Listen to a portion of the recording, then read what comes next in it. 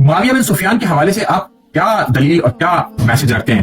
اب ہم نے جنگ جمل کی بات کری، معاویہ کیا چیز؟ نہیں دیکھیے ابھی ہم نے جنگ جمل کی بات کری نا، تو اب ہم معاویہ ہمارے نزدیک ابو سفیان یہ لوگ یہ کبھی مسلمان ہوئے ہی نہیں. انہوں نے اسلام کا اظہار کیا فتح مکہ کے وقت، کیونکہ یہ لوگ قتل ہوتے اور ان کی مجبوری تھی کہ اگر یہ اسلام کا اظہار نہیں کرتے، اسلام پہ تظاہر نہیں کرتے، پریٹینڈ نہیں کرتے مسلمان ہونے کی، تو یہ قتل ہو جاتے اس وقت. تو اس لیے انہوں نے مجبوری کی روح سے انہوں نے اسلام کا اظہار کیا، لیکن یہ کبھی دل سے مسلمان نہیں ہوئے. اور یہ ہمیشہ ان کے دل میں رسول اللہ صلی اللہ علیہ وسلم اور اہل بیت طاہرین علیہ السلام کا بغض تھا. کیونکہ معاویہ جو تھا وہ شخص تھا، اور ابو سفیان اس کے خاندان کے بہترین افراد، معاویہ کا سسر، معاویہ کا بڑا بھائی، ان کے بہت سارے خاندان کے جنگ بدر میں یہ کس کے ہاتھ میں قتل ہوئے تھے؟ امیر المؤمنین علیہ السلام کے ہاتھ میں قتل ہوئے تھے.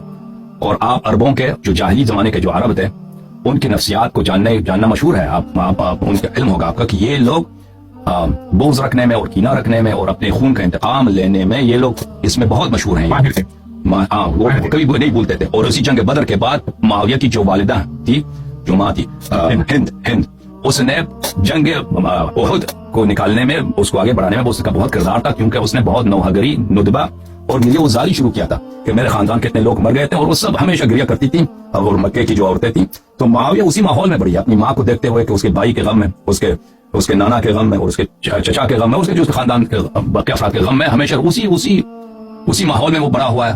وہی کینہ اس کے دل میں تھا.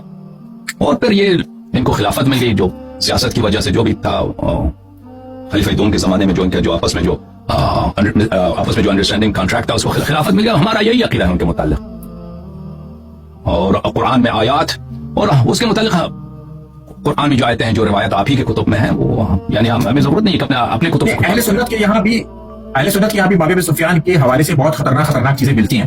جی ہاں، ایسا نہیں ہے. جیسے کہ آپ جانتے ہو کہ انجینئر محمد علی مرزا صاحب ہیں، انہوں نے ایک ویپن پھینکا ہے حدیث عمار 28-12 کا ناسبیوں کی طرف. کیونکہ اہل سنت میں 3 گروہ آلموسٹ پائے جاتے ہیں. ایک تو ناسبی ہیں، دوسرے خوارج ہیں، تیسرے اہل سنت ہیں.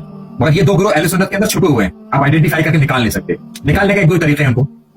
خوارج جو ہیں وہ حضرت علی کے اوپر الزامات لگاتے ہیں اشارے اور کناروں میں، جب آپ بات کریں گے.